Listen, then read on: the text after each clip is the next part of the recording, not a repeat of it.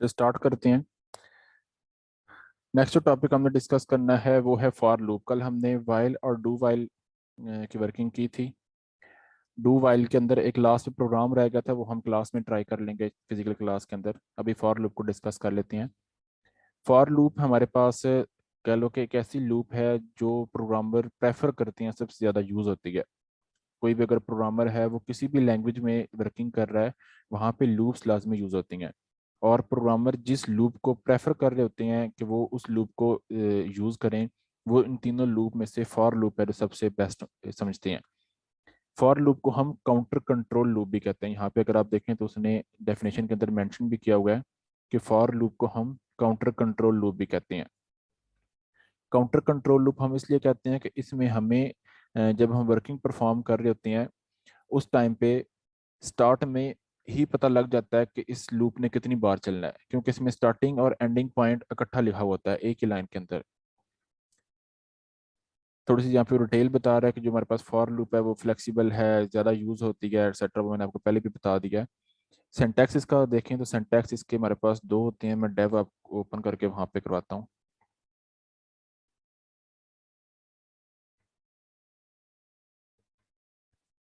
For के हमारे पास दो सिंटैक्स होते हैं।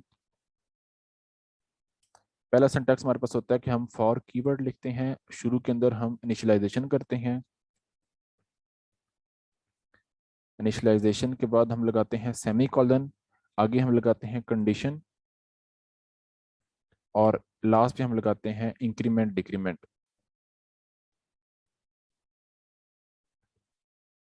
प्री फिक्स या पोस्ट फिक्स है, वो डिपेंड करता है सिनेरियो के ऊपर। एक हमारे पास ये सिंटैक्स बनता है और एक इसका और सिंटैक्स है, इसकी आगे बॉडी होगी, वो वैसे नॉर्मल जैसे हम लूप लगाते हैं बॉडी होगी। और अगर ये कंडीशन ट्रू है तो बॉडी एग्जीक्यूट होगी, अदरवाइज स्किप हो जाएगी।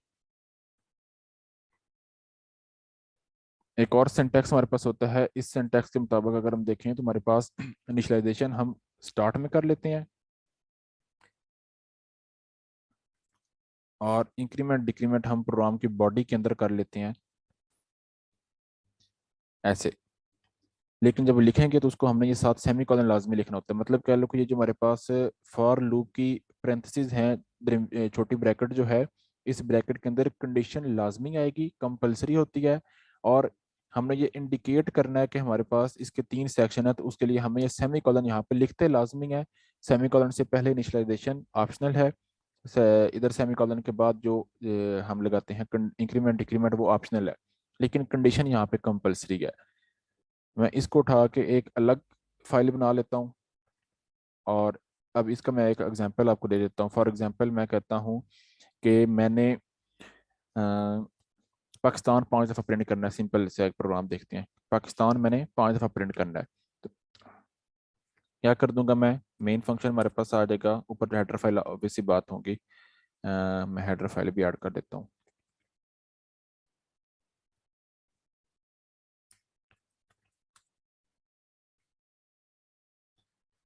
नीचे हमारे पास मेन फंक्शन है। मेन फंक्शन की बॉडी के अंदर मैं एक वेरिएबल डिक्लेयर कर लेता हूँ, फॉर एग्जांपल आई नेम से। For I is equal to 1, ये हमारे पास इनिशलाइजेशन हो गई। I less than equal to 10, ये हमारे पास कंडीशन हो गई। और आई प्लस प्लस, ये इंक्रीमेंट हो गया। इसकी बॉडी में हमने क्या करना है, हमने पाकिस्तान 5 दफ़ा लिखना है। तो हम क्या करेंगे, सी आउट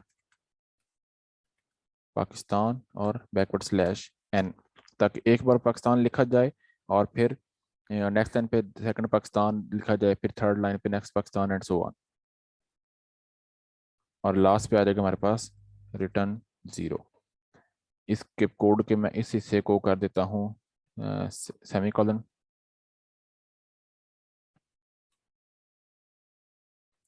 इसको मैंने से कमेंट कर दिया, ये सारा कोड का हिस्सा नहीं चलेगा। जो सिंटैक्स था हमारा कोड यहाँ से लेकर नीचे चलेगा। सेव कर लेते हैं इसको। फॉर वन मैं इसको नाम रख देता हूँ। रन किया तो हमारे पास पाकिस्तान 10 टाइम लिखा गया। ठीक है। एक सेकंड हमारे पास जो तरीका है, इसमें हम क्या करेंगे कि हम यही सेम काम करेंगे, लेकिन इसमें भी हम इस एरिया को कर देते हैं कमेंट। यहाँ पे हमने क्या करना है कि इनिशियलाइजेशन हम यहाँ पे नहीं कर रहे, इनिशियलाइजेशन हम यहाँ पे ऊपर कर लेंगे, इज इक्वल टू 1। कंडीशन हमने यहीं पे लगानी है, और जो इंक्रीमेंट डिक्रीमेंट है वो हम यहाँ पे नहीं कर रहे, बल्कि हम इस प्रोग्राम की बॉडी के अंदर, फॉर लूप की बॉडी के अंदर इंक्रीमेंट डिक्रीमेंट कर देंगे। जो सेकंड वाला सिंटैक्स था, इसमें मैंने आपको बताया कि हमारे पास फॉर लूप होगी, फॉर कीवर्ड होगा, कंडीशन हमने लाजमी यहाँ पे लिखनी है। इनिशियलाइजेशन करें या ना करें वो ऊपर हम कर सकते हैं, ऑप्शन है हमारे पास। इंक्रीमेंट डिक्रीमेंट करें या ना करें वो हम फॉर लूप की बॉडी के अंदर कर सकते हैं। हमने शुरू में डिस्कस किया था कि जो हमारे पास लूप होती है, वो कोई भी लूप हो उसमें हम 3 काम करते हैं, इनिशियलाइजेशन, कंडीशन और इंक्रीमेंट डिक्रीमेंट। इनिशियलाइजेशन हमने यहाँ पे कर दी,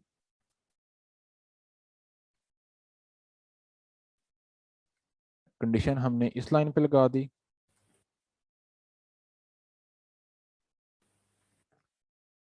और इंक्रीमेंट डिक्रीमेंट हमने यहाँ पे कर दिया।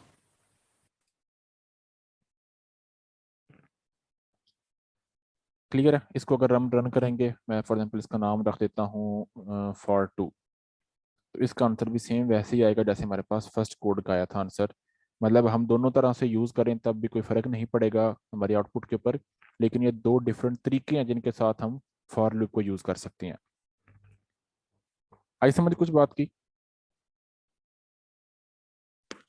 सर इसमें जहाँ पे कंडीशन है इसमें शुरू में भी सेमीकोलन लगाना है और लास्ट में भी। जी, वो मैंने आपको शुरू में बताया था कि इसका जो सिंटैक्स है वो 2 तरह से है। पहला सिंटैक्स हमारे पास जो मैंने आपको इधर शुरू में बताया था, कि जिसमें हम लूप के शुरू में इनिशियलाइजेशन करेंगे, कंडीशन लगाएंगे और इंक्रीमेंट डिक्रीमेंट करेंगे, और तीनों को सेपरेट करना है हमने सेमीकोलन से। लेकिन जब सेकंड वाला सिंटैक्स है, इसके ऊपर अगर हम आए तो यहाँ पे हमने कंडीशन लाजमी लगानी है, इनिशियलाइजेशन हम शुरू में कर लेंगे, लेकिन यहाँ पे हमने ये सेपरेटर जो सेमीकोलन है ये लाजमी लगाना है, जो इंडिकेट करेगा कि इससे पहले इनिशियलाइजेशन आनी थी लेकिन हमने वो पहले कर दिया है। और ये वाला सेमीकोलन इंडिकेट कर रहा है कि इसके बाद इंक्रीमेंट डिक्रीमेंट होना था, लेकिन वो हमने प्रोग्राम की बॉडी के अंदर कर दिया, जो फॉर लूप की बॉडी है उसके अंदर कर दिया। क्लियर है?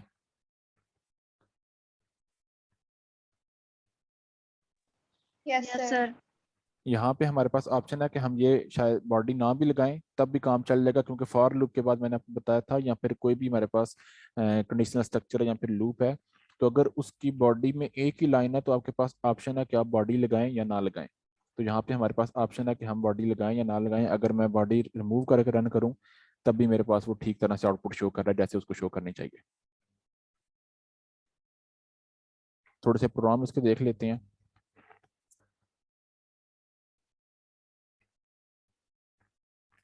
अच्छा, इसका सिंटैक्स हमने देख लिया, 2 इसके सिंटैक्स हैं, बुक में एक गिवन है लेकिन मैंने आपको दूसरा भी बता दिया है। इसका फ्लो चार्ट देख लेते हैं। फ्लो चार्ट में हमारे पास सबसे पहले इनिशियलाइजेशन, उसके बाद हमारे पास कंडीशन चेक होगी। यहाँ पे अगर हम कोड में देखें, सबसे पहले इनिशियलाइजेशन, उसके बाद कंडीशन चेक होगी, अगर कंडीशन ट्रू है तो बॉडी में एंटर होगा, होने के बाद दोबारा टॉप पे इंक्रीमेंट डिक्रीमेंट करके दोबारा से कंडीशन चेक होगी। तो सेम वही काम उसने यहाँ पे किया, सबसे पहले इनिशियलाइजेशन, इनिशियलाइजेशन के बाद उसने लगाई है कंडीशन, कंडीशन चेक होने के बाद उसने देखा है कि हमारे पास कंडीशन ट्रू है या फिर फॉल्स है। अगर ट्रू है तो बॉडी में एंटर होगा, बॉडी में एंटर होने के बाद उसमें इंक्रीमेंट डिक्रीमेंट करेगा, और दोबारा से टॉप में जाके फिर कंडीशन चेक होगी। अगर कंडीशन ट्रू है सेम काम रिपीट होगा, अगर फॉल्स है तो बॉडी से बाहर आ जाएगा। सिंपल सा एक प्रोग्राम है, कहता है write a program that display counting from 1 to 5 using for loop. Same वही काम है, बस उसने यहाँ पे एन प्रिंट कर दिया। तो हम इसी कोड को कॉपी कर लेते हैं, कंट्रोल एन, यहाँ पे पेस्ट कर दिया। यहाँ पे उसने बोला है कि 1 से लेकर 5 तक प्रिंट करना है, और पाकिस्तान की जगह पे आपने नंबर प्रिंट करना है। तो यहाँ पे बस सिंपल आप आई और एंड लाइन रन किया तो हमारे पास काउंटिंग प्रिंट हो गई 1 से लेकर 5 तक।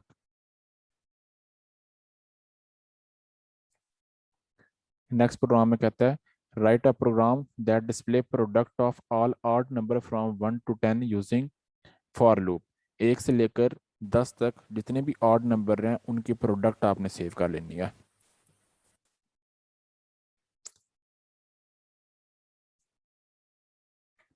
1 से लेकर 10 तक जितने भी हमारे पास हैं। अच्छा,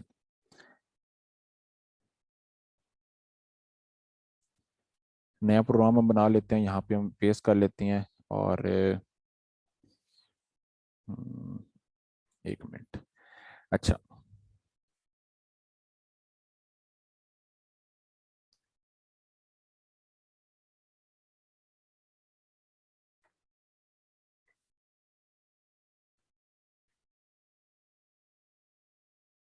एक मिनट मैं प्रोग्राम ओपन कर लूँ।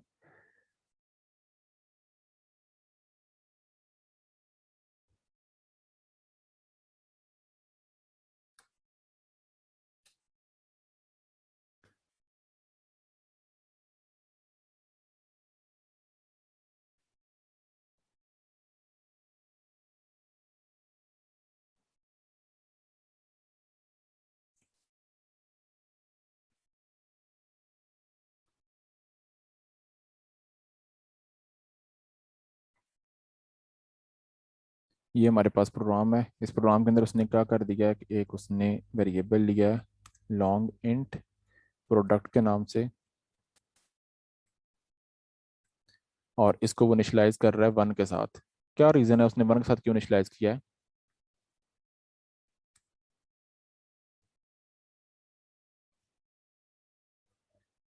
उसने प्रोडक्ट को 1 के साथ इनिशियलाइज क्यों किया है? क्योंकि प्रोडक्ट को 1 के साथ इनिशियलाइज किया जाता है, वरना वैल्यू जो है वो सही नहीं आती, जीरो आ बिल्कुल जाती है। जी। जब भी हमने कोई ऐसा वेरिएबल जिसके अंदर हमने प्रोडक्ट या फिर मल्टीप्लिकेशन का आंसर सेव करना होता है, उसको हम 1 के साथ इनिशियलाइज करते हैं, क्योंकि किसी भी वैल्यू के साथ 1 अगर मल्टीप्लाई हो तो कोई फर्क नहीं पड़ता। अगर हम उसको 1 के साथ इनिशियलाइज नहीं करेंगे तो पॉसिबल है कि वो उस वेरिएबल की गारबेज वैल्यू को यूज कर ले और आपका जो आंसर है वो गलत आ जाए। अब यहाँ पे उसने यूज किया है compound assignment operator, product multiply equal to C. इसका क्या मतलब है?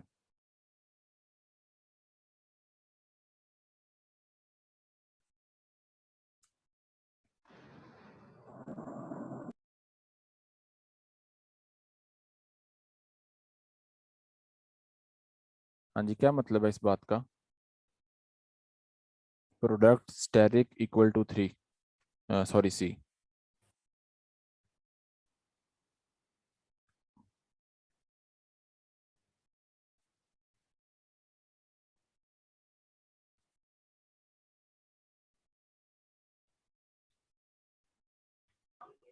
Product is equal to product multiplied by C. जी बिल्कुल, ये हमारे पास कंपाउंड असाइनमेंट ऑपरेटर है और इसका मतलब है कि product is equal to product multiply by C. आप इसको ऐसे भी लिख सकते हैं और इसको मैं इधर आगे मैं कमेंट में इसको लिख देता हूँ, product is equal to product multiply C, ऐसे भी लिख सकती हैं।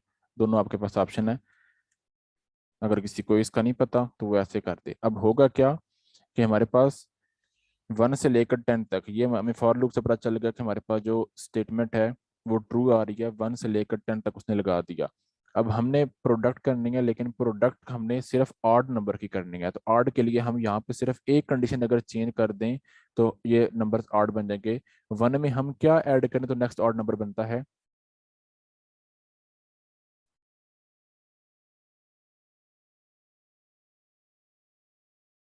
स्टार्टिंग वैल्यू हमारे पास 1 है, 1 में हम क्या ऐड करें तो नेक्स्ट ऑड नंबर बनेगा? Sir, 2. जी, तो हम क्या यहाँ पे लगा देंगे condition C plus equal to, या फिर सी में 2 को ऐड करना है तो हम वो भी लिख सकते हैं C is equal to C plus 2। 1 में 2 ऐड होगा तो 3, 3 में 2 ऐड होगा 5, 5 में 2 ऐड होगा 7, तो सारे ऑड नंबर बनते जाएंगे। 1 से लेकर 10 तक सारे ऑड नंबर, और उनके आपस में प्रोडक्ट करते जाना है। स्टार्ट में प्रोडक्ट की वैल्यू 1 है, स्टार्ट में प्रोडक्ट की वैल्यू 1 है, 1 मल्टीप्लाई बाय सी की वैल्यू भी 1 है, तो ये हमारे पास आंसर आ जाएगा 1। नेक्स्ट टाइम इसमें 2 का इंक्रीमेंट होगा, 2 का इंक्रीमेंट होगा तो नेक्स्ट वैल्यू बन जाएगी आपके पास 3। तो प्रोडक्ट 1 मल्टीप्लाई बाय सी की वैल्यू 3, आपके पास आंसर सेव हो जाएगा 3। नेक्स्ट टाइम आपके पास होगा 3 मल्टीप्लाई 5, 15 ऐसे ही, फिर 7 के साथ, फिर 9 के साथ आपके पास एक आंसर बन जाएगा और वो आंसर सेव हो जाएगा प्रोडक्ट नाम का जो वेरिएबल है इसके अंदर। जब हम इसको डिस्प्ले करेंगे तो हमारे सामने पहले 10 1 से लेकर 10 तक जो हमारे पास ऑड नंबर थे उनका प्रोडक्ट हमारे सामने डिस्प्ले हो जाएगा। अगर मैं इसको सेव करूं,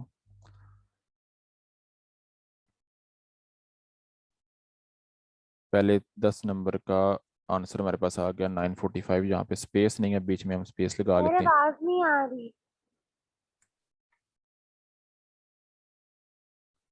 आवाज़ नहीं आ रही, बाकी लोगों को भी नहीं आ रही। आ रही सर है। आ रही है। फातिमा आपका शायद कोई होगा, सिग्नल्स का इशू होगा, बाकी लोगों को तो आ रही है। तो पहले 10 ऑड नंबर को अगर हम प्रोडक्ट उनकी करें तो हमारे पास आंसर बनता है 945। और अगर हम इस कोड को रन करें तो इसका आंसर भी 945 यहाँ पे आ रहा है। ठीक है,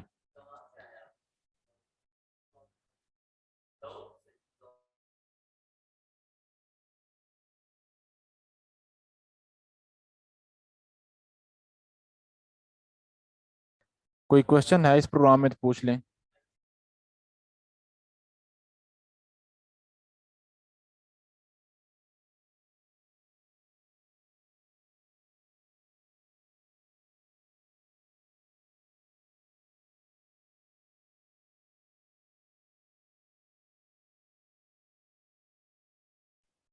कोई क्वेश्चन है इस प्रोग्राम में तो पूछ लें।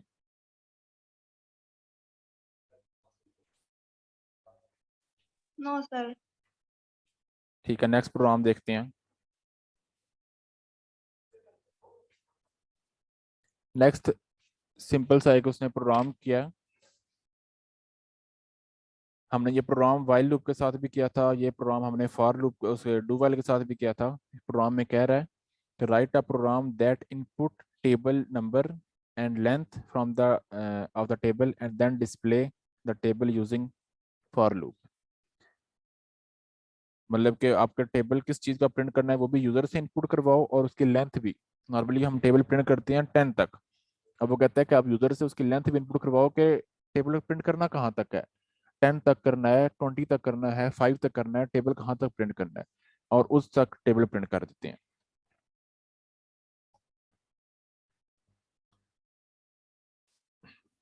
इसमें हमें फॉर लूप रहने देते हैं, बाकी हम वेरिएबल थोड़ा चेंज कर लेते हैं। हमें एक वेरिएबल रिक्वायर्ड है, एक हम वेरिएबल बना लेते हैं नम नाम का, जिसमें हमने यूजर से नंबर इनपुट करवाना है जिसका टेबल प्रिंट करना है। एक हमें वेरिएबल रिक्वायर्ड है जिसके अंदर हमने लेंथ रखनी है, तो मैं उसके लिए len रख देता हूँ वेरिएबल का नाम। और एक हमें वेरिएबल रिक्वायर्ड है आई नाम का, जो हमने लूप में यूज करना है।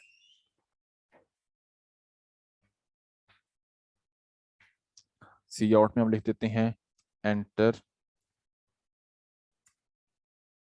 अ नंबर जिसका टेबल प्रिंट होना है। सी इन करके हमने नम इनपुट करवा लिया। नेक्स्ट हम कहेंगे enter length of the table. इधर हम लिख देते हैं एंटर नंबर फॉर टेबल, और यहाँ पे हम लिख देते हैं enter length of the table. यहाँ पे आ जाएगा len। हमने टेबल स्टार्ट 1 से करना है, लेकिन एंड अब की बार हम करेंगे 10 पे नहीं करेंगे, लेंथ पे एंड करेंगे जो यूजर एंटर करेगा। और इसकी बॉडी में वही काम जो हमने पहले किया था टेबल प्रिंट करने के लिए। सबसे पहले हम यहाँ पे प्रिंट कर देंगे नम, फिर मल्टीप्लाई, उसके बाद लेंथ, उसके बाद इक्वल, उसके बाद नम स्टैरिक लेंथ, और उसके बाद एंड लाइन। नॉर्मल हम टेबल अगर प्रिंट करें तो टेबल हमारे पास प्रिंट होता है, फॉर एग्जाम्पल 5 का टेबल है तो 5 मल्टीप्लाई 1 इज इक्वल टू 5। सबसे पहले वो नंबर जिसका टेबल प्रिंट करना है, फिर स्टैरिक हमने लगा दिया डबल कोटेशन में, एज इट इज डिस्प्ले हो जाएगा। फिर लेंथ, अब लेंथ की वैल्यू हमने यहाँ पे लेंथ नहीं था रखना, हमने यहाँ पे रखना था आई, हमने मिस्टेक कर दिया है, यहाँ पे होना चाहिए था आई। और यहाँ पे भी आई की वैल्यू 1 है तो 1 आ गया, फिर इक्वल एज इट इज आ जाएगा आउटपुट में, और फिर 5 multiply by 1 5 and 5 multiply by 2, ऐसे ये प्रोग्राम चलता रहेगा तब तक जब तक हमारी लेंथ अचीव नहीं होती। रन कर लेते हैं। फॉर 5 के नाम से इसको सेव कर दिया। मैं यहाँ पे फॉर एग्जाम्पल टेबल का नंबर एंटर कर रहा हूँ 5 के, मुझे 5 का टेबल प्रिंट करवाना है और इसकी लेंथ होनी चाहिए फॉर एग्जाम्पल 35, तो मतलब 1 से लेकर 35 तक टेबल प्रिंट होगा।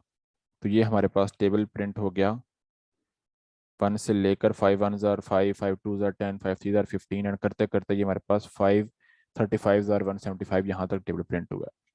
सेम ऐसे ही अगर मैं कोई छोटी लेंथ दूँ, फॉर एग्जाम्पल मैं कहता हूँ कि टेबल प्रिंट करना है 5 का और इसकी लेंथ होगी फॉर एग्जाम्पल 8 तक, ये हमारे पास 1 से लेकर 8 तक टेबल हमारा प्रिंट हो गया। अगर यूज़र ना कहता कि इसकी लेंथ भी एंटर करनी है तो बाय डिफ़ॉल्ट हम इसको एंड करते हैं 10 के ऊपर। तो यहाँ पे हमारा आना था मैसेज 5 का टेबल, फॉर एग्जाम्पल लेंथ में 8 एंटर कर रहा हूँ लेकिन टेबल 10 तक प्रिंट हो रहा है। क्लियर है?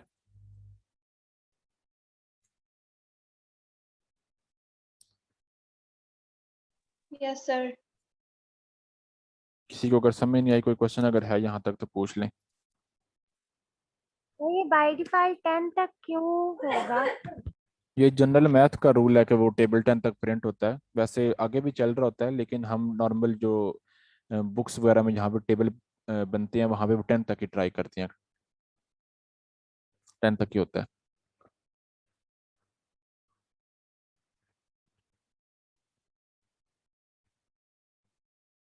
मतलब इस तरह हम कहेंगे ना कि फॉर एग्जांपल हमने किसी चीज़ की लेंथ मेजर करनी है सेंटीमीटर में, तो हम कहते हैं कि हाँ बाय डिफ़ॉल्ट 1 फीट में 12 सेंटीमीटर होते हैं। अब ये जनरल मैथ का रूल है।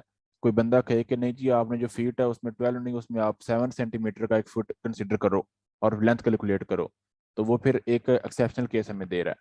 सेम यही काम हमारे पास प्रोग्रामिंग में भी होता है कि बाय डिफ़ॉल्ट जो हमें चीज़ गिवन है हम उसको मैथ के रूल के मुताबिक फॉलो कर रहे होते हैं, और अगर हमें कोई चेंज स्टेटमेंट के अंदर आ जाए तो हम फिर उस स्टेटमेंट को कन्वर्ट करते हैं अपनी कोडिंग के अंदर।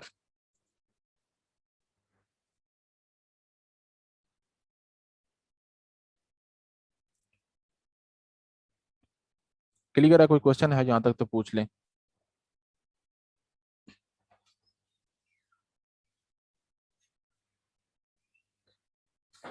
नेक्स्ट ये प्रोग्राम है 6.26।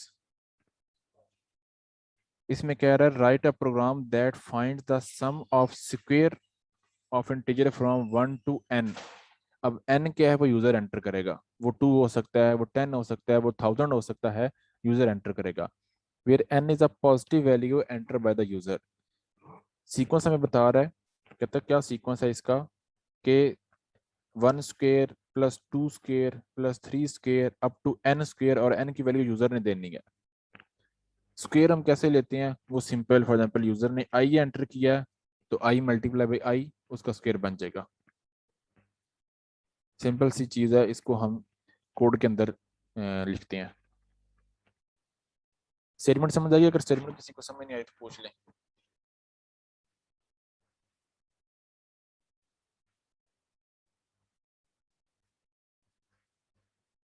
कहता है कि एक सीरीज है, इस सीरीज का सम करना है और सम को डिस्प्ले करना है, और सीरीज 1 से स्टार्ट होगी और हर बार सीरीज का स्क्वायर चलेगा, मतलब 1 का स्क्वायर 2 का स्क्वायर 3 का स्क्वायर एंड सो ऑन। और सीरीज एंड कहाँ पे होगी वो यूजर से पूछो कि यूजर ने सीरीज एंड करनी कहाँ पे है। स्टेटमेंट आई होप आपको समझ आ गई होगी। हम इसको स्टार्ट कर लेते हैं।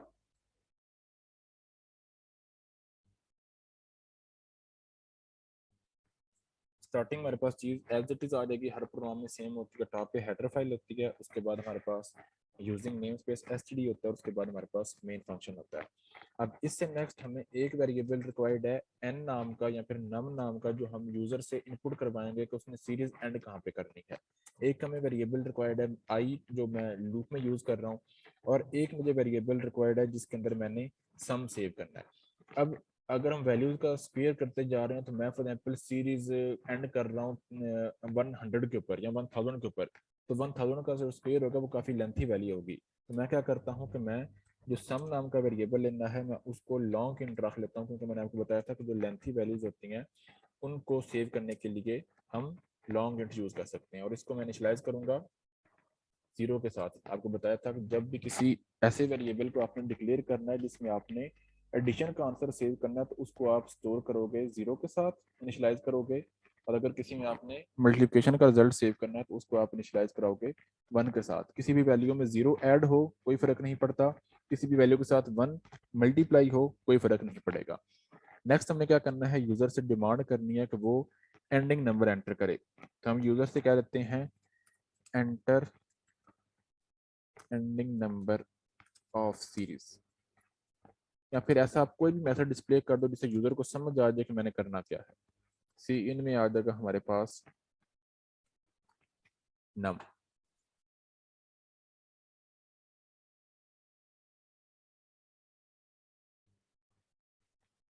चलिए, अगर आवाज कम ज्यादा हो रही है तो आप इधर जो सामने लिखा जा रहा है इस पे कंसंट्रेट कर लें। सिंपल सी यहाँ पे बात है, इतना मुश्किल कुछ भी नहीं है।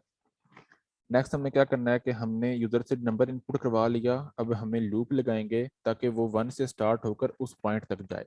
तो हम क्या करेंगे, यहाँ पे i इज इक्वल टू 1, 1 का स्क्वायर बनाने के लिए i less than equal to वो नंबर जो यूजर ने एंटर किया है और i प्लस प्लस।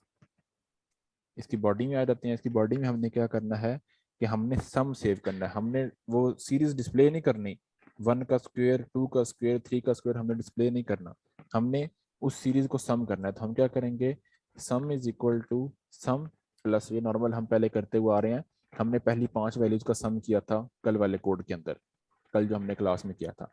अब नेक्स्ट हमने स्क्वायर करना है। तो स्क्वायर हम कैसे करेंगे, आई स्टेरिक आई, किसी भी वैल्यू का स्क्वायर करना हो तो हम आई का स्क्वायर का, आपको मैंने बताया था कि हम ऐसे नहीं लिख सकते। फॉर एग्जांपल आई या तो आई का स्क्वायर हम ऐसे कोडिंग में नहीं लिख सकते। हमें लिखने के लिए क्या करना पड़ेगा, I asterisk I, I multiply by I. वही मैंने यहाँ पे काम परफॉर्म कर दिया।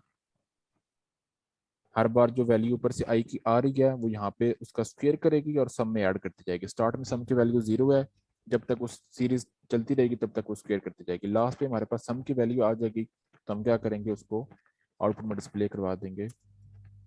इधर आप लिख सकते हैं रिजल्ट इज इक्वल टू, या फिर सम इज इक्वल टू, या फिर sum of series is equal to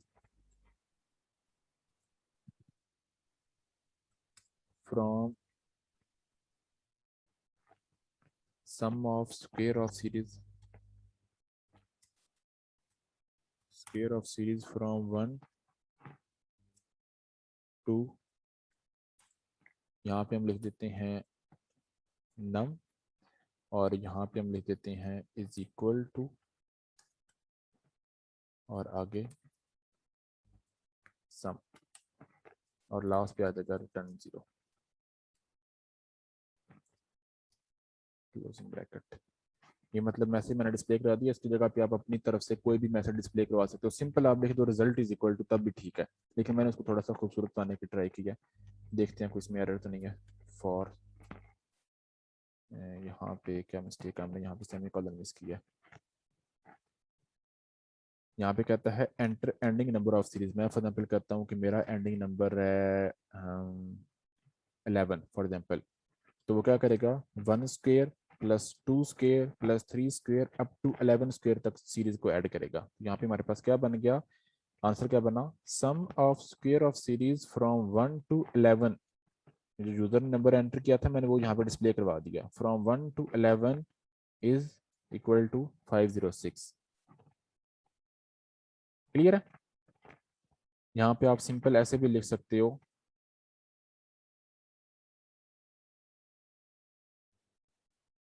some is equal to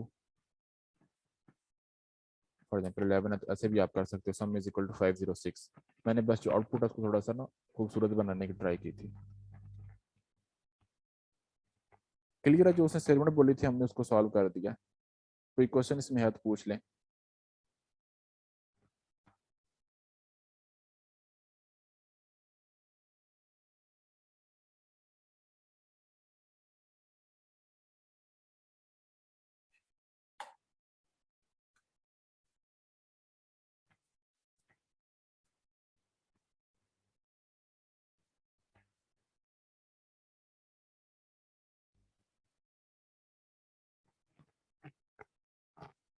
कोई है क्वेश्चन किसी बच्चे के माइंड में?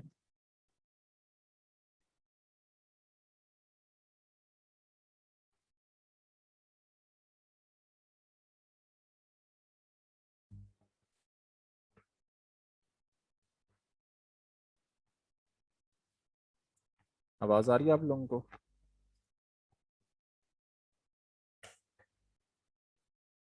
जी सर, आ रही है। कोई क्वेश्चन है तो पूछ लें। ना सर।